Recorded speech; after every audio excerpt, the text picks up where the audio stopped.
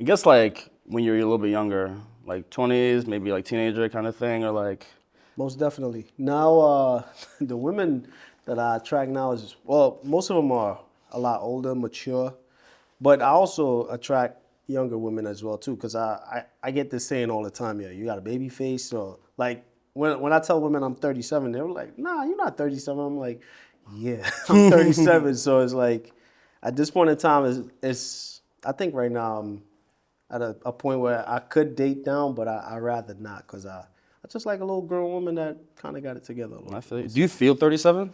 Nah, I actually don't. I don't. I don't even know what 37 feels like, to be Yeah. honest with you. So even though I've been 37 for a few months now, I feel like, yeah, I just still feel like I'm just hitting my stride as a 28-year-old, maybe, possibly. I mean, you're very youthful. Like, it's one of the first things I noticed is like, you have a very like, I mean, like, well, I'm what 26, but like, it's like we might as well be the same age kind of thing. You know what Yeah, I yeah, mean? yeah, yeah. I mean, even for that, like, I got younger brothers as well too, and when I call them on the phone, they're just talking a lot of joint, crazy stuff or whatever might be the case. So shout out my brother Isaiah, but yeah, I always find ways to just, I guess, pull out that youthful energy out of me and stuff like that. So yeah. So you're the oldest sibling? I'm not. I'm actually on my mom's side. I'm the youngest. But Okay. yeah, on my dad's side, there's a few more that's under me. But again, that's where I guess the youthfulness in me comes out as well, you know? Yeah. Yeah. So you grew up in Trinidad, right? And you came here at 11. So how would you describe life when you were there? Who are you living with? Just tell me about like some of your fondest memories and anything that was, very formative for you. Man, great question. To be real with you, just growing up, just thinking about like mangoes, to be honest with you. I went home the other day and I went to the countryside, to be real with you, and just going out there, picking mangoes, running around barefooted, going into rivers, just taking showers and stuff like that. Seeing my grandmother cooking in the kitchen, kneading dough, things like that, climbing trees and stuff like that. We was real country slash city kids, so it was like a little bit of both, and it was real. It was a great time to like experience life versus like living in a city, a big city like New York, like where we live. But yeah, it was a lot easier to like manage and stuff like that out there. So yeah. Do you feel like you're far removed from that, or were you back there like, oh, it feels like I was just here like yesterday kind of thing? I'll be real with you because it took me so long to go back. I feel like I'm more Americanized and I've become more indoctrinated with the American culture. I'm more American because when I go back home, they're like, "Yo, this Yankee, this this Caribbean." Like, oh, he's acting brand new. This man's different now. Nah, well, one thing I'll say about me, the higher I climb, the more I still stay grounded. You know what I'm saying? But at the same time, like, bruh, this is just the New York in me. I've been here for mad long, 27, 26 years. So yeah. It's funny because you mentioned being grounded, and that's one thing that like I really admire about you. And something I noticed very early on is that you're very willing and open to extending yourself to people, whether it be, resources, access to certain things, any, advice or information. So I'm curious, would you say that being grounded and living your life that way is the reason you've been afforded so many opportunities? Yeah, I think it definitely started me off on the right foot in terms of giving me a foundation. Cause like again, coming from nothing in the Caribbean, like we were poor. You know what I'm saying? It wasn't like I was born with a silver spoon in my mouth and all that. And as I gradually got into like production, TV, and film and photography, I then learned from that point on, like, yo, I could actually like any opportunity that came in that time, I was just able to like run for it because I just knew like as a young 23-year-old, 21-year-old, I didn't know anything about like photography or anything like that, but I had a willingness to always want to learn.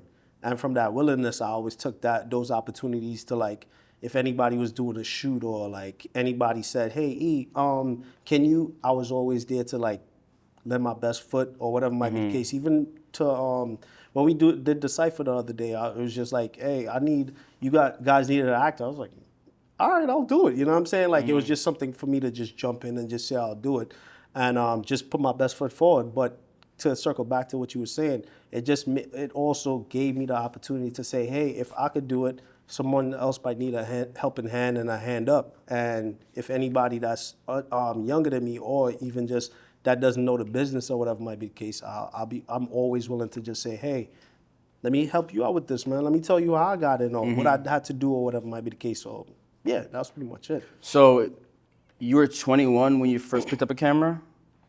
Or actually you started 21, okay. I was 21, yeah. Wow, okay. Yeah. How did that even like start? Because like I always hear like people being, oh yeah, I took pictures when I was like teenager, high school, whatever, but like 21, I feel like that's like later than I would have imagined, at least, especially for like how skilled you are and like what you do. Oh, thanks, man. Bruh, the thing with that was when I was younger, I had photos, but in my high school and my junior high years, I didn't have any photos of myself, and I realized that was a big gap of where I didn't have any memories to look back on and all that stuff. And when I went away, because guys, I'm sorry I didn't finish high school in New York. I went upstate New York to finish high school. But when I went up there, somebody gave me like a digital point and shoot. And that was just the beginning of it. I just started taking pictures like school events or shorty at the time or whatever might be the case. And one of my mans in Brooklyn, he was taking photos and getting a lot of chicks. I was like, bro, you getting women from this thing? He was like, yeah, yo, all you had to do is take, his photos were sick at the time. And it just drove me to like even pick up the camera even more and wanted to just capture these moments and be a part of history with it. So, yeah. It's funny because one, it pays to be the photographer. We know that, but you're a portrait photographer primarily, correct? Right. So what would you say are the 3 components off the top of your head that make the perfect portrait? Make it first and foremost, the number one thing I feel like is making someone feel comfortable. The minute you could make someone laugh, you can make someone you could direct someone, that's half the battle. The second thing is understanding lighting. You got to know how to just move and put them in the right position where the light is just hitting you right enough, or if you're not in that spot, just knowing how to, again, direct them to get them into that position.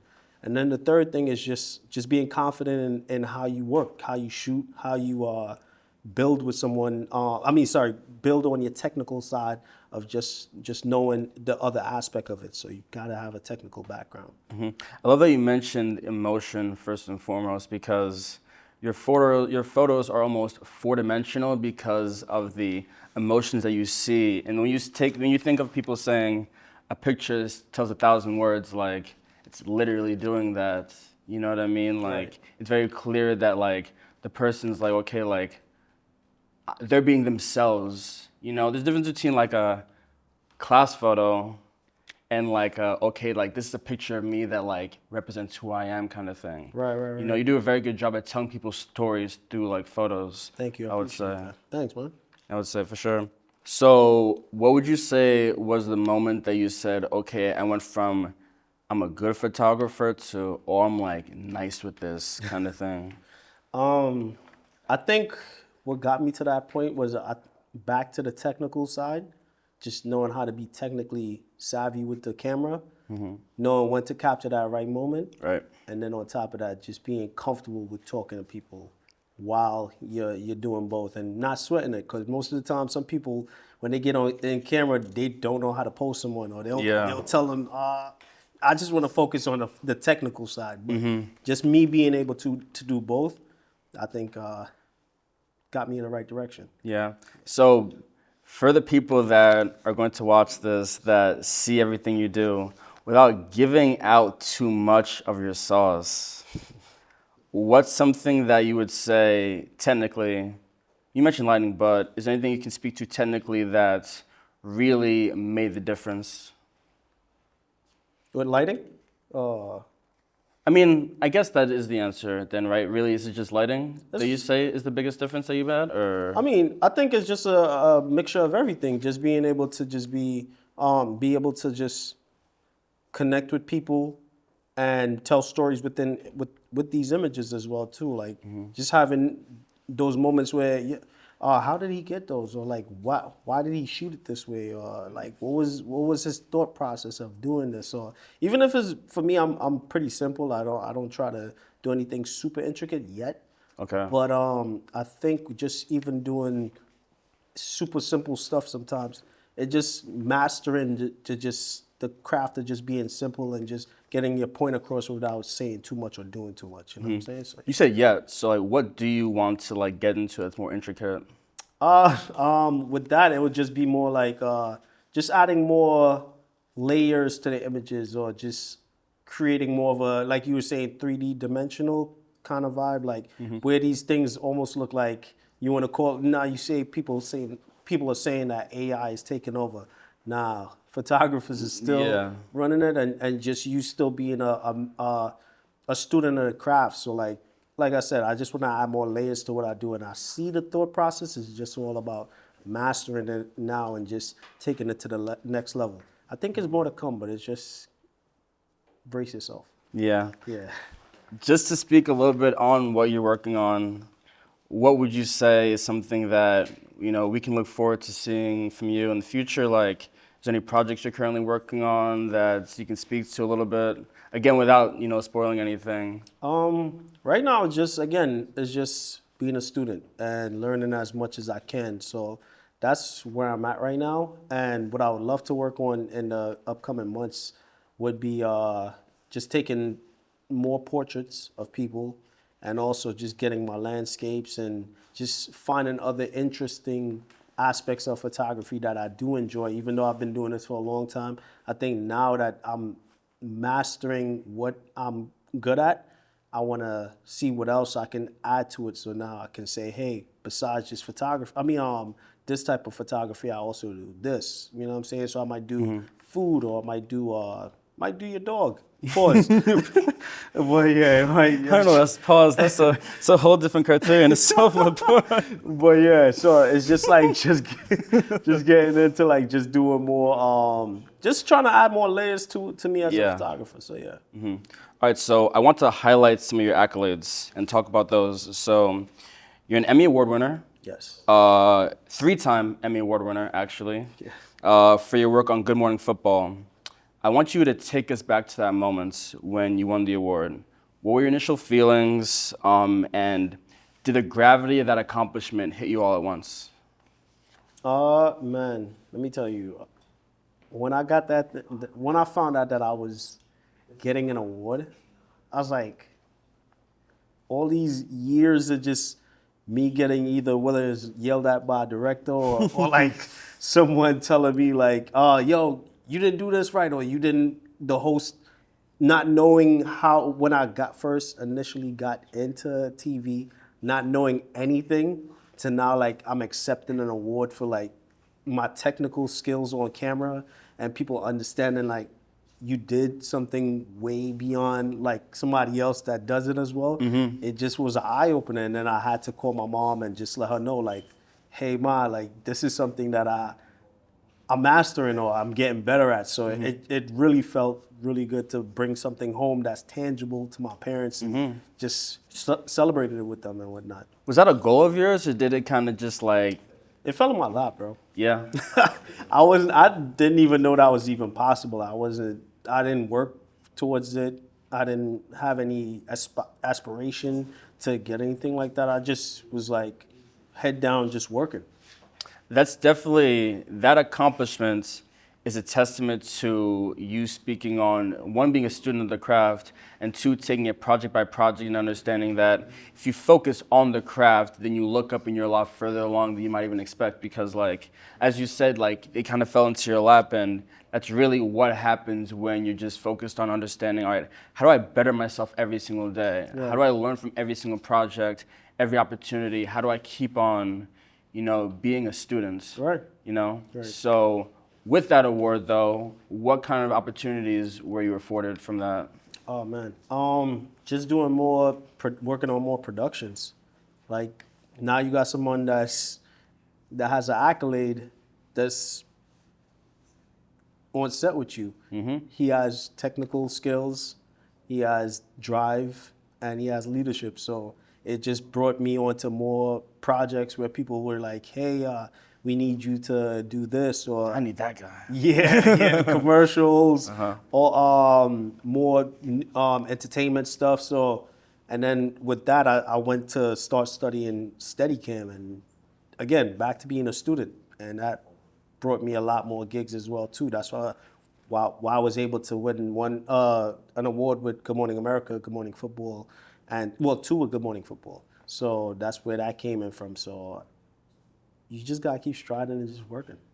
And now that you do have such a significant award under your belts, and other accolades and achievements, are there any awards that